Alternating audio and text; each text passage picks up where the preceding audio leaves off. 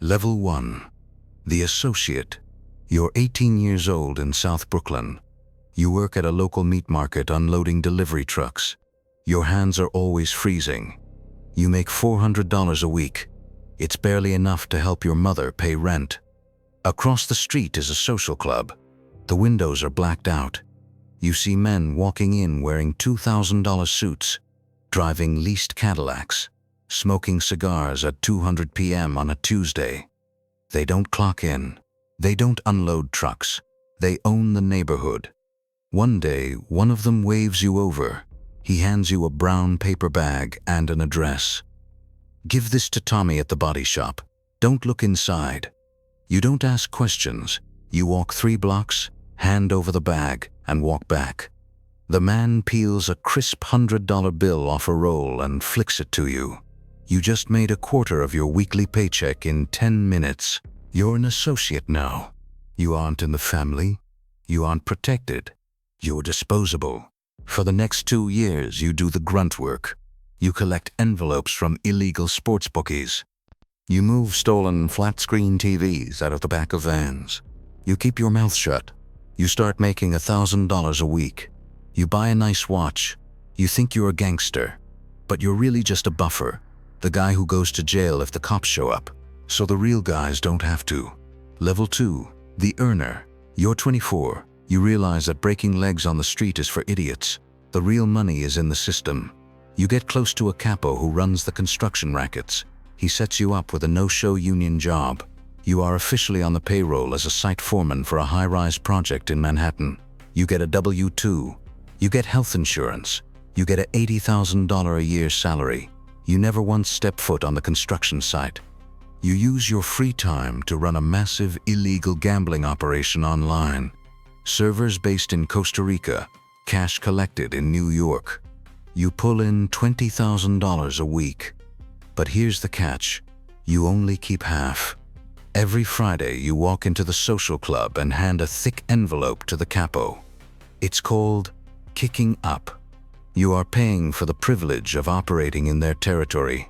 One night, an associate from the Lucchese family steps on your toes. He tries to steal 3 of your biggest gamblers. You want to handle it.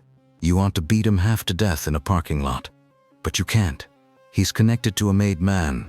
If you touch him, you die. You have to take it to your capo. You sit there, humiliated, while the older men negotiate your business. You realize that no matter how much money you make, without the title, you are nothing. Level 3. The Soldier. You're 29. You've been earning consistently, and you're 100% Italian. The boss has noticed you. But money isn't enough to get into the inner circle. You have to prove you are willing to kill for the family. You have to make your bones. The order comes down. There's an associate who has been talking to the FBI. The capo tells you where the guy drinks on Thursday nights. He hands you a .38 revolver with the serial number filed off. You wait in a stolen car in the rain.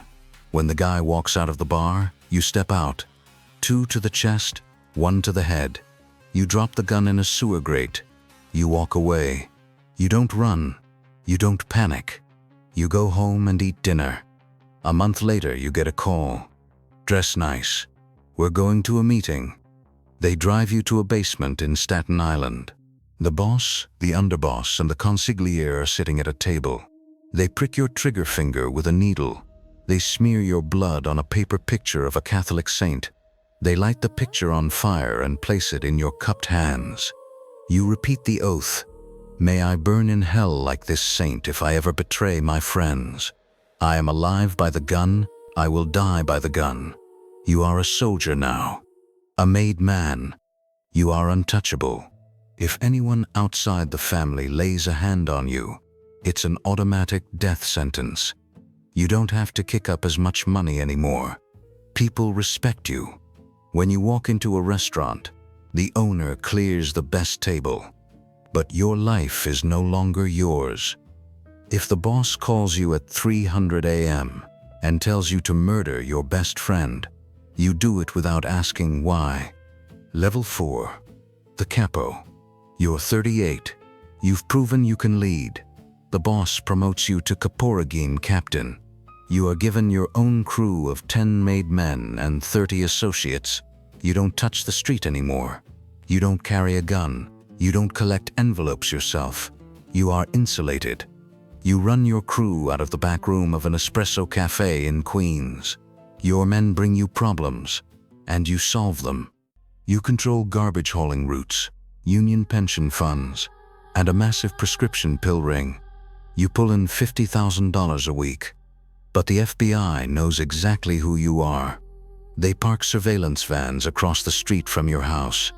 They follow your wife to the grocery store. They dig through your trash.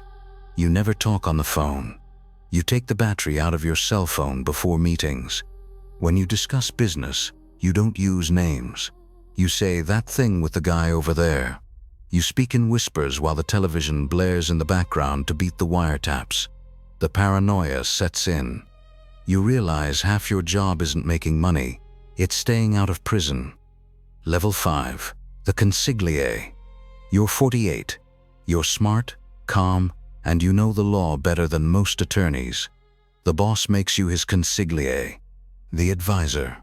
You are the third highest-ranking member of the family. You don't run a crew anymore. Your job is diplomacy.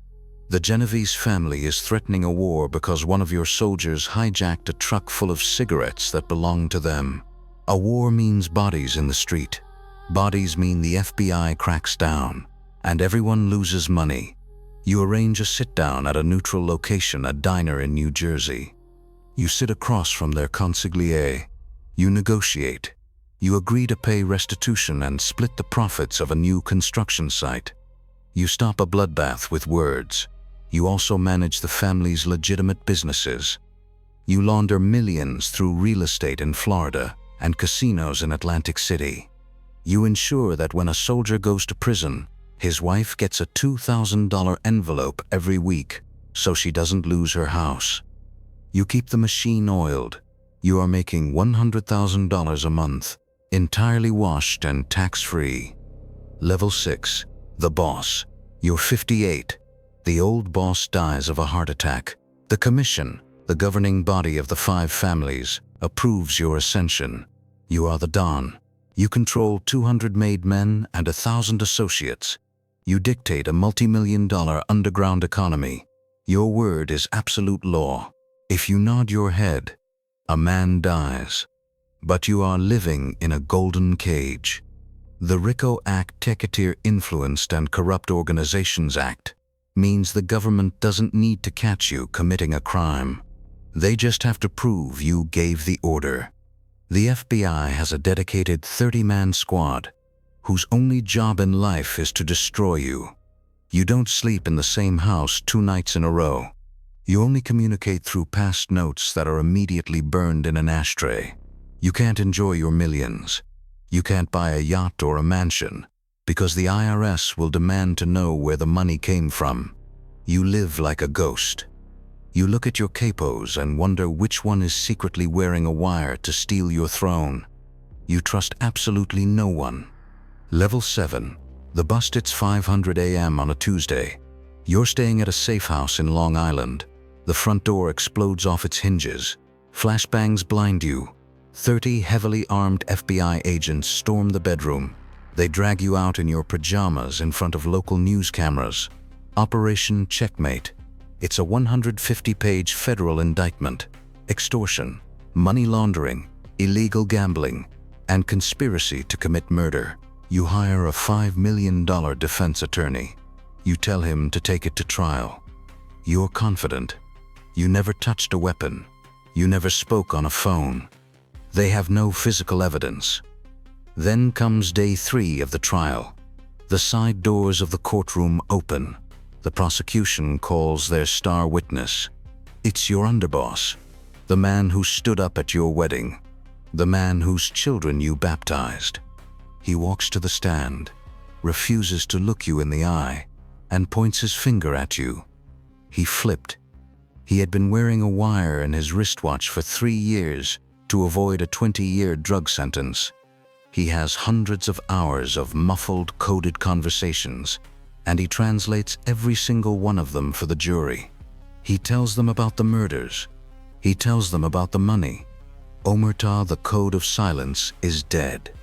Level 8, Supermax. The jury deliberates for 4 hours. Guilty on all counts. The judge sentences you to life without the possibility of parole. You are sent to ADX Florence in Colorado, the Alcatraz of the Rockies. You are placed in a 7 by 12-foot concrete cell. The bed is concrete. The desk is concrete. You are locked in for 23 hours a day. You have no windows, just a 4-inch slit looking at a brick wall. You are not allowed to use the phone. You are not allowed visitors. You are 60 years old. You will spend the rest of your natural life in this box. Back in New York, the family doesn't mourn you. They don't miss a step. A new boss is chosen the same week you are convicted. The envelopes keep moving. The trucks keep unloading. The money keeps flowing. You sacrificed your soul, your freedom, and your life for a brotherhood that replaced you before your cell door even locked. This is La Cosa Nostra. You climb over bodies to reach the top, only to realize the throne is just a waiting room for a cage.